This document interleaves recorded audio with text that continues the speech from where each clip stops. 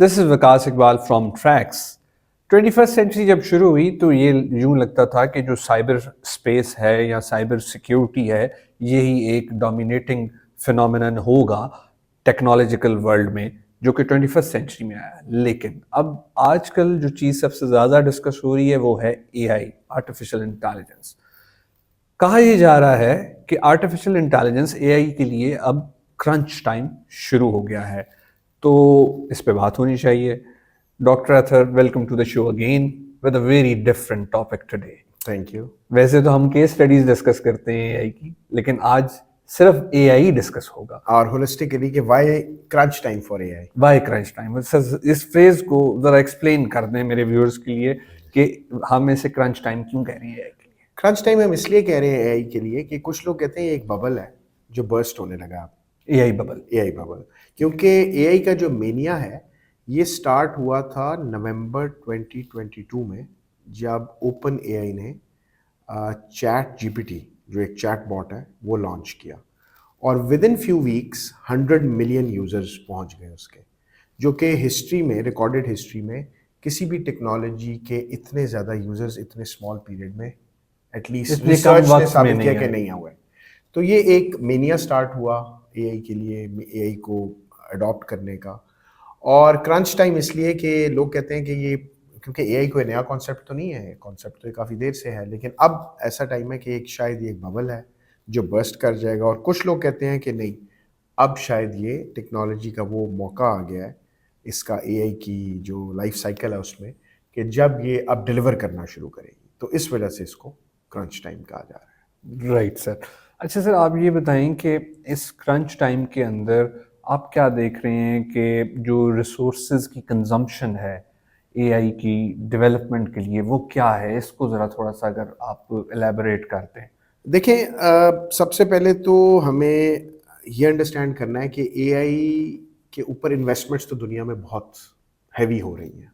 ठीक है, कुछ मैं फिगर्स व्यूअर्स को बताना चाहता हूँ कि जो एआई के डेटा सेंटर्स हैं उसके ऊपर जो एक्सपेक्टेड है इन्वेस्टमेंट्स 2024 जो अब ख़त्म हो रहा है, इससे लेके 2027 तक, वो would be greater than 1.4 trillion dollars. इसी तरह जो एनविडिया है, जो कि leading maker of AI chips है, एआई चिप्स का जो लीडिंग मैन्युफैक्चरर है एनविडिया, उसकी जो मार्केट कैपिटलाइजेशन है वो इस वक्त it has reached around 3 trillion dollar. 3 trillion 3 trillion dollar. So investments बड़ी हैवी हैं। कंस्ट्रेंट्स जो है ना वो काफ़ी सारे हैं।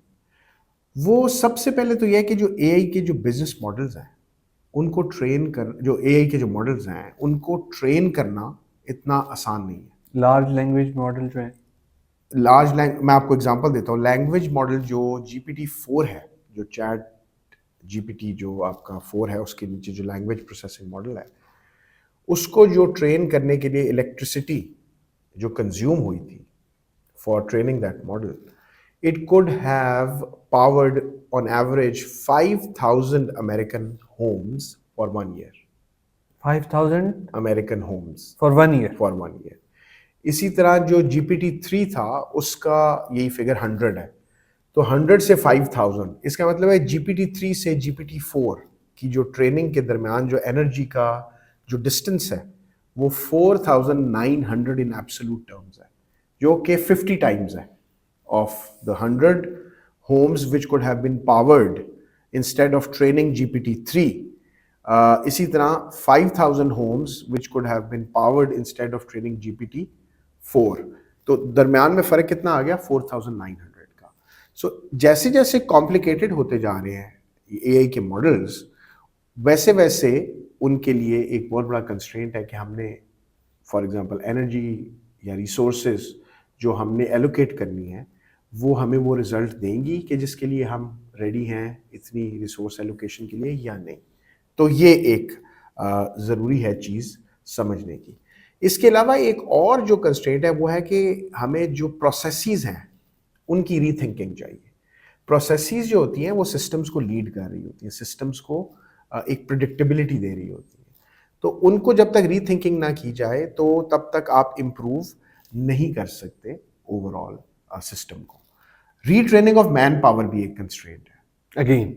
हाँ जी, रीट्रेनिंग जब तक आप नहीं कर सकते मैन पावर की प्रॉपरली, तब तक आप इम्प्रूव नहीं कर सकते एआई के सिस्टम्स को। सो ये कुछ ऐसे कंस्ट्रेंट्स और कुछ ऐसे इसमें कोई issues ऐसा चैलेंज भी है कि जो इंटरनेट पे अवेलेबल टेक्सचुअल डाटा है, जिस हिसाब से जो स्पीड चल रही है, क्या वो उसकी कोई वल्नरेबिलिटी सामने आ जाएगी? कुछ एंटिसिपेशंस, कुछ एस्टिमेशंस ऐसी हैं कि जो इंटरनेट पे टेक्सचुअल डेटा की अवेलेबिलिटी है वो 2028 तक रन आउट कर जाएगी। तो कंपनीज जो हैं अब more efficient ways of designing the models ढूंढ रही हैं, जो चिप्स हैं मोर एफिशिएंट ढूंढ रही हैं। इसके अलावा और डेटा सोर्सेज को टैप इन करने का सोच रही है। मिसाल के तौर पे टेक्स्ट बुक में से डेटा लेना, या सिंथेटिक डेटा, आर्टिफिशियली कोई डेटा जनरेट करें, उसके बारे में सोच रही हैं कंपनीज, या जो एआई की कंपनीज हैं वो प्लान कर रही हैं। तो इस तरह के भी कंस्ट्रेंट्स हैं। Yes, you are right. Right sir. अच्छा, इसमें आप ये बता सकते हैं कि कौन ज़्यादा एआई यूज़ कर रहा है, एम्प्लॉयर, कॉर्पोरेट सेक्टर या एम्प्लॉय?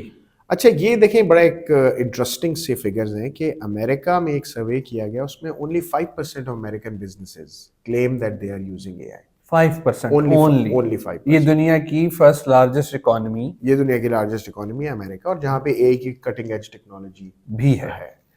और इसके अलावा कुछ इंडस्ट्रीज हैं जहाँ पे ज़्यादा यूज़ हो रही है, कुछ में कम हो रही है। जैसे आईटी फर्म्स में एटलीस्ट 20% ये कहती है अमेरिकन कि ये यूज़ कर कि वो रही है यूज़ कर रही है। लेकिन जो कंज्यूमर लेवल है ना, इंडिविजुअल लेवल, वहाँ पे ज़्यादा यूजेज है। अच्छा। उसके लिए मैं फिगर्स व्यूअर्स को बताता हूँ कि जो 78% ऑफ जो है ना जी आपके सॉफ्टवेयर इंजीनियर्स इन अमेरिका, वो कहते हैं कि हम एआई को एटलीस्ट वंस वीकली यूज़ करते हैं।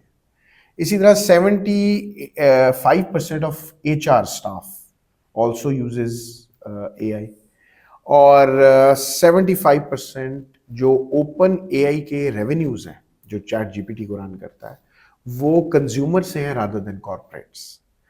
जो कि पहले केस है जिसमें सॉफ्टवेयर इंजीनियर्स हैं, उसमें 78% मैंने आपको बताया कि वो कहते हैं हम यूज करते हैं। लास्ट ईयर ये फिगर था 40%।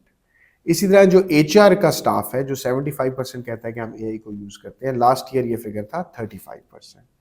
और ओवरऑल मैंने आपको बताया 5% of American businesses claim that they use AI. इससे कुछ चीजें इन्फर की जा सकती हैं इस डेटा से। एक तो ये कि एआई का जो यूजेज है ना, वो लोग इंडिविजुअल लेवल पे कर रहे हैं। फॉर एग्जांपल टेक्सचुअल रीराइटिंग के लिए, रिपोर्ट राइटिंग के लिए, स्ट्रीमलाइनिंग टास्क्स के लिए, तो सीक्रेटिवली यूज हो रहा है। सीक्रेटिवली हो रहा है, इस तरह ज्यादा ओपनली यूज नहीं हो रहा। और कंपनीज इतना शायद अभी तक रेगुलेशंस और लॉज भी तो नहीं बने ना, शायद ये वो भी भी तो एक वो भी आपको पता चल रही है, पॉलिसीज भी बहुत ज्यादा विजिबल नहीं है, क्लियर नहीं है रिगार्डिंग इवॉल्व हो रही हैं। तो ये एक थोड़ा सा इशू है कि कॉर्पोरेशंस उतना यूज भी नहीं कर रही, और वो उतना शायद एटलीस्ट मान भी नहीं रही हैं कि वो उतना यूज कर रही हैं। और थोड़ा सा एक एटमॉस्फेयर ऑफ ओपननेस और एक्सपेरिमेंटेशन जो है, वो मेरा ख्याल है इनकरेज करना पड़ेगा कॉर्पोरेशंस को, ताकि ये ऑर्गेनाइजेशन लेवल पे भी ज़्यादा एआई का यूजेज हो। राइट। अच्छा सर, ये तो बात हो गई। अगर आप सम अप करते हुए हमें ये बता सकें कि जो टेक कंपटीशन चल रहा है यूएस और चाइना के दरमियान, जिस पे हम पहले भी वीडियोस कर चुके हैं, उसमें एज ऑफ नाउ एआई कहाँ स्टैंड कर रहा है, चाइना क्या कर रहा है और यूएस क्या कर रहा है, प्लस ये ड्रग टू डिफेंस वाला जो एआई की का एक्सपेक्टेड इम्पैक्ट है वो क्या है? अच्छा, एआई का ये बिल्कुल ठीक है, आपने बताया कि एआई का जो इम्पैक्ट है ना, वो ड्रग डेवलपमेंट में और डिफेंस में, ड्रोन्स में स्पेशली। Yes.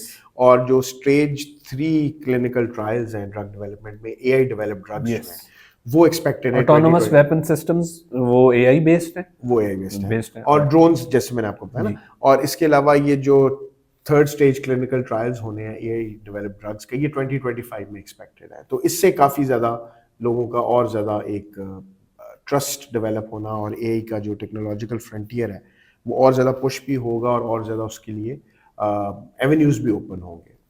जो चाइना और यूएस का, जिसके ऊपर टेक वॉर पे भी हमने बात की, उसमें यह है कि यूएस ने चाइना का एक्सेस रोका हुआ है बहुत सारे सोफिस्टिकेटेड एआई की टेक्नोलॉजीज पे, चिप्स पे स्पेशली। लेकिन चाइनीज जो इंजीनियर्स हैं ना, वो बड़े स्मार्ट प्रूव कर रहे हैं अपने आप को। उन्होंने इस रिसोर्स कंस्ट्रेंट्स को लेवरेज कर अपने बेनिफिट में लेवरेज कर लिया, यानी उन्होंने लाइबिलिटी को एसेट में, अपॉर्चुनिटी में कन्वर्ट कर लिया। कन्वर्ट कर लिया। और उन्होंने जो एआई टेक्नोलॉजीज इस रिसोर्स कंस्ट्रेंट में डेवलप करनी शुरू की है, उससे वेस्ट को डर लगना शुरू हो रहा है कि वो जो इकोनॉमिक और मिलिट्री उनकी डोमिनेशन है वो जल्दी वो चाइना जो है उसको सरपास कर जाएगा। Thank you so much. आपने बहुत तफसील से बता दिया कि एआई का क्रंच टाइम क्यों है और एआई से क्या कुछ मुमकिन तौर पे हो सकता है। ये तो आने वाला वक्त बताएगा कि क्या होगा या क्या नहीं। लेकिन अगर आप चाहते हैं कि हम इस तरह की और वीडियोस आपके लिए लाएं तो हमें फीडबैक अपना ज़रूर दें। Take care. अल्लाह हाफिज़।